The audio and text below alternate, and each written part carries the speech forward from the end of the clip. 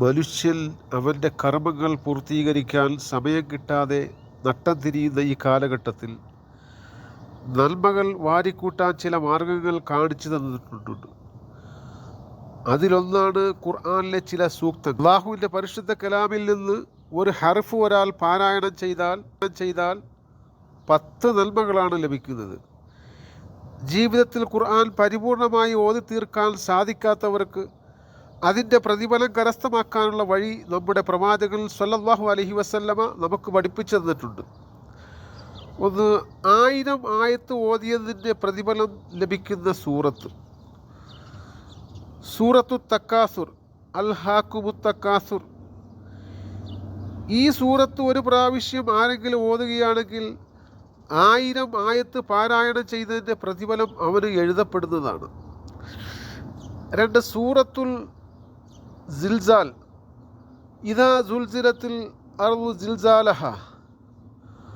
അത് നിസ്ഫുൽ ഖുർആനാണ്. നിങ്ങളിൽ ഒരാൾ ഈ സൂറത്ത് ഒരു പ്രാവശ്യം പാരായണം ചെയ്താൽ ഖുർആൻ്റെ പകുതി ഓതിയതിൻ്റെ പ്രതിഫലം എഴുതപ്പെടുന്നു. മാത്രമല്ല, ഈ സൂറത്ത് യാത്രവേളയിൽ ആരെങ്കിലും പാരായണം ചെയ്താൽ അവനെ എല്ലാ പ്രതിസന്ധികളെ തൊട്ടും തടയുന്നതാണ്. 3, സൂറത്തുൽ കാഫിറൂൻ. ഇത് ഖുർആൻ്റെ 4-ൽ 1.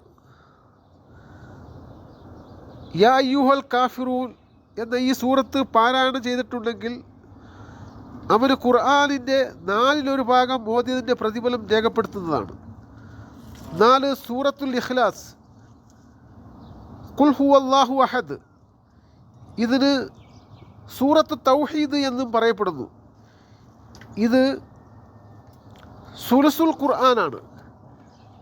അതുകൊണ്ടാണ് ദുആ ചെയ്യുന്ന സന്ദർഭങ്ങളിൽ ഫാത്തിഹയ്ക്ക് ശേഷം സൂറത്തുൽ ഇഖ്ലാസ് 3 പ്രാവശ്യം ഓതുന്നത്. അപ്പോൾ ഒരു ഖത്തം ഓതിയതിൻ്റെ പ്രതിഫലം ലഭിക്കുന്നത്.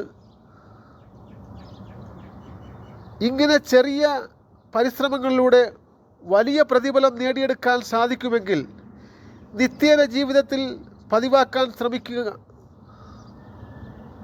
കാരണം അള്ളാഹുവിന് ഏറ്റവും ഇഷ്ടപ്പെട്ട അമൽ അടിമകൾ പതിവായി ചെയ്യുന്ന അമലുകളാണ്. അത് ചെറുതായാലും വലുതായാലും എല്ലാ ദിവസവും പ്രാവർത്തികമാക്കുക. തുടർന്നുള്ള എൻ്റെ ദിവസങ്ങളിൽ മുടങ്ങാതെ പാരായണം ചെയ്യുമെന്ന് ദൃഢപ്രതിജ്ഞ എടുക്കുകയാണെങ്കിൽ റബ്ബിൻ്റെ ഭാഗത്തു നിന്നുള്ള തൗഫീഖ് ഉണ്ടാകുന്നതാണ്.